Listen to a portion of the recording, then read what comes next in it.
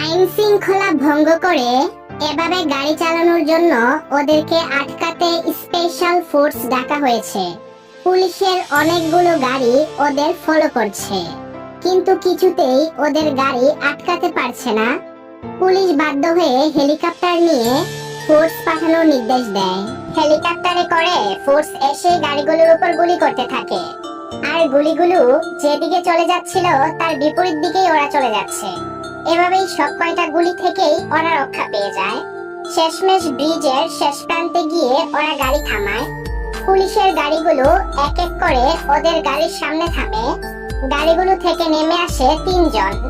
বয়স আর কতই হবে, প্রত্যেকের বয়স 22 থেকে 24-এর মধ্যেই হবে।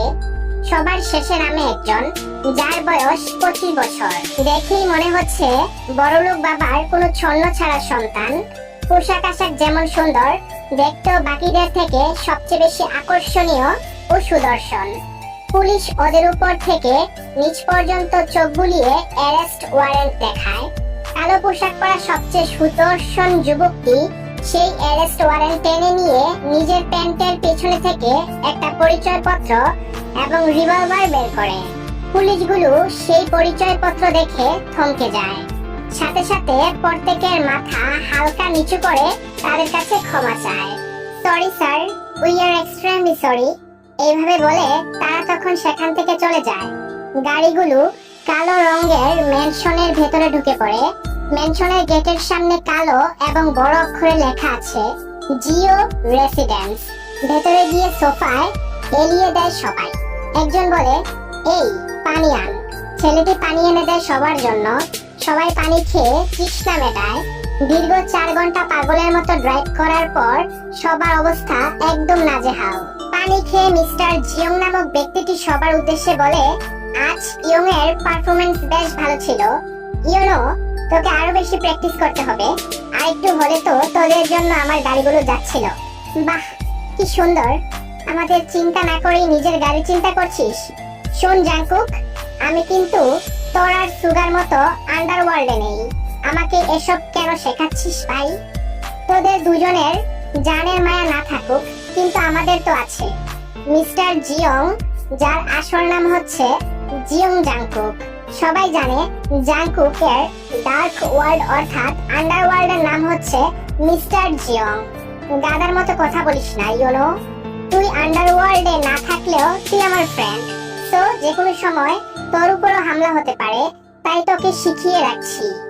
এবার যদি তুই নিজের ভালো না বুঝিস, দেন ফাইন, তুই মরবি, আমি আর সুগা বেঁচে যাব।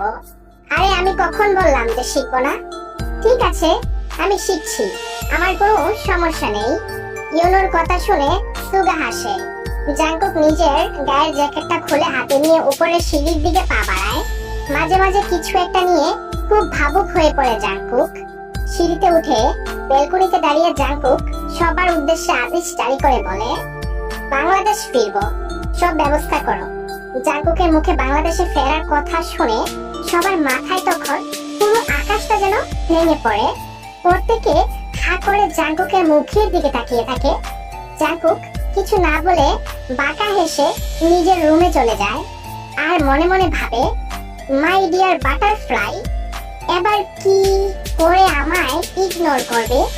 আই এম কামিং, তোমায় নিয়ে আসতে যাচ্ছি। দরকার পড়লে তুলে নিয়ে আসবো তোমায়। দেখি তুমি কি করে আমাকে আটকাতে পারো। কি হলো বিষয়টা? কালকেই না জাংকুক বলল যে ও বাংলাদেশ ফিরবে না। বাংলাদেশ ফিরলেই তো ওকে বিয়ে দিয়ে দেবে। আবার আজকে বাংলাদেশ ফিরতে চাইছি কেন? জাংকুকের কি মেয়েদের মতো মুড সুইং করে নাকি? চুপ কর ভাই, চেপে যা। ও এক কথা বলে এখন, তারপর আবার একটু পর আরেক কথা বলে। ওর কথায় কান দিস না।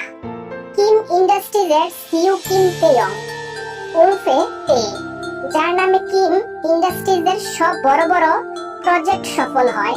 দেশি বিদেশি ব্যবসায়ীরা এর নাম শুনলেই ওদের মাথা ঠিক থাকে না। এতটাই ভরসা এই নারীর উপর। মাত্র 28 বছর বয়স।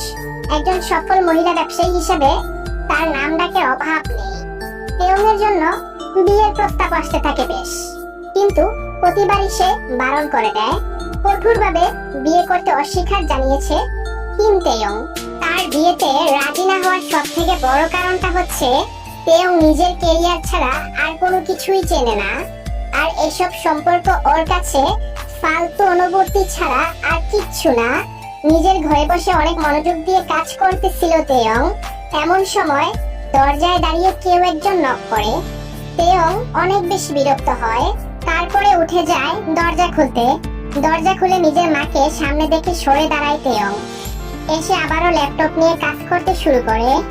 তেয়ং এর মা এসে বিছানায় বসে কোমল কণ্ঠে বলে, তুই তো আর বিয়ে করলি না, তোর ছোট বোনও বিয়ের বয়স হয়ে গেছে, 24-এ পা দিয়েছে, সেদিকে তো তোর কোনো খেয়ালই নেই।